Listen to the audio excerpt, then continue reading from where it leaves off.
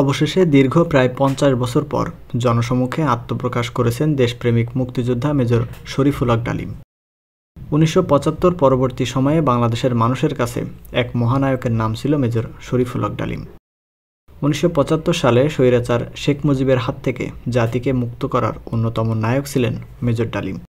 স্বাধীনতার ৫৩ বছরেও মেজর শরীফুল হক ডালিমকে কখনো খুঁজে বের করা যায়নি। কোথায় ছিলেন তিনি? আদৌ কি জীবিত নাকি মৃত? কোনো তথ্যই ছিল না কারো কাছে। অবশেষে দেশপ্রেমিক সাংবাদিক ইলিয়াস হোসেনের লাইভে এসে আত্মপ্রকাশ করেছেন মেজর শরীফুল হক ডালিম। আত্মপ্রকাশের মাধ্যমে তিনি মুক্তিযুদ্ধের সঠিক ইতিহাস ও তাকে নিয়ে প্রচলিত সকল ঘটনা ও প্রশ্নের জবাব দিয়েছেন সেই লাইভের মাধ্যমে। মেজর শরীফুল হক ডালিমকে নিয়ে একটি প্রচলিত কাহিনী হলো, শেখ মুজিবের ছেলে শেখ কামাল মেজর শরীফুল হক ডালিমের স্ত্রী নিম্মিকে অপহরণ করেন, যার কারণে মেজর শরীফুল হক ডালিম শেখ মুজিবকে সপরিবারে হত্যা করেন। এই ঘটনার ব্যাপারে মেজর শরীফুল হক ডালিম বলেন, এই ঘটনাটি ঘটে তৎকালীন ঢাকা জেলা আওয়ামী লীগের সভাপতি গাজী গোলাম মোস্তফার সাথে। অর্থাৎ গাজী গোলাম মোস্তফা মেজর শরীফুল হক ডালিম ও তার স্ত্রী নিম্মিকে অপহরণ করে নিয়ে যায়। যে অপহরণের বিচার শেখ মুজিবের কাছে প্রদান করেন তার স্ত্রী নিম্মি। শেখ মুজিব সেই ঘটনার বিচারের আশ্বাস দিয়েও পরবর্তীতে কোনো বিচার করেননি। উল্টো মেজর শরীফুল হক ডালিমকে তিনি চাকরিচ্যুত করেন, যার কারণে মেজর শরীফুল হক ডালিম শেখ মুজিবের উপর বেশ ক্ষিপ্ত ছিলেন। ১৯৭৫ সালের সেনা অভ্যুত্থানের মাধ্যমে স্বৈরাচার শেখ মুজিবের পতন ঘটে। সেই অভ্যুত্থানে মেজর শরীফুল হক ডালিম নিজের জড়িত থাকার বিষয়টি স্বীকার করেন। মুক্তিযুদ্ধ চলাকালীন সময়ে সেনা সদস্যরা আন্দাজ করেন যে শেখ মুজিব এবং আওয়ামী লীগের নেতাকর্মীরা ভারতের সাথে ষড়যন্ত্র করে স্বাধীন বাংলাদেশকে ভারতের অঙ্গরাজ্যে পরিণত করার চেষ্টা করে যাচ্ছে।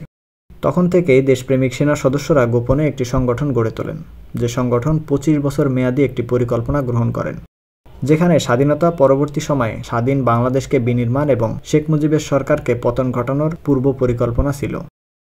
যে পরিকল্পনায় মেজর জিয়াউর রহমানও তাদের সাথে সামিল ছিলেন।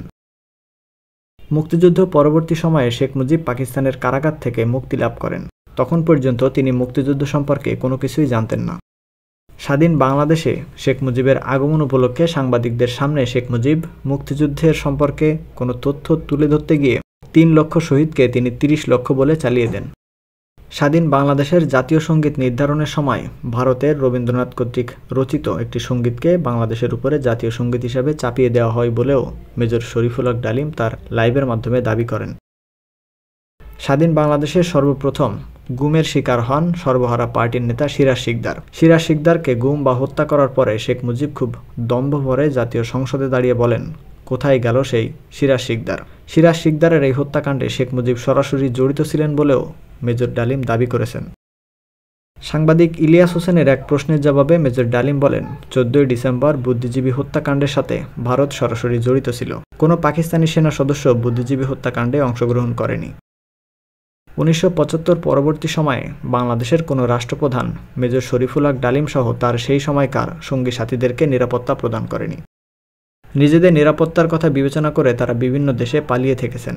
দীর্ঘদিন যাবৎ তিনি চীনে পালিয়েছিলেন। চীনে পালিয়ে থাকাকালীন সময়ে তৎকালীন রাষ্ট্রপতি জিয়াউর রহমান তাদের সাথে সাক্ষাৎ করেন। তাদেরকে দেশে ফেরার নিরাপত্তা দিবেন বলেও তাদেরকে আশ্বাস দেন, কিন্তু পরবর্তীতে তিনি কোনো ধরনের পদক্ষেপ গ্রহণ করেননি। ২০০১ থেকে ২০০৫ সালে তৎকালীন বিএনপি সরকারের আমলে মেজর শরীফুল হক ডালিমের স্ত্রী নিম্মি ক্যান্সারে আক্রান্ত থেকে গৃহবন্দী অবস্থায় মৃত্যুবরণ করেন। বর্তমানে মেজর শরীফুল হক ডালিম একাকী জীবনযাপন করেন। লাইভের মাধ্যমে তিনি বলেন, বর্তমান সরকার চাইলে তিনি দেশে ফিরে আসবেন এবং দেশের কল্যাণে কাজ করে যাবেন। আপনার মতামত কি? বর্তমান সরকারের কি উচিত মেজর শরীফুল হক ডালিমকে দেশে ফিরিয়ে আনা? অবশ্যই আপনার মতামত কমেন্ট করে জানাবেন।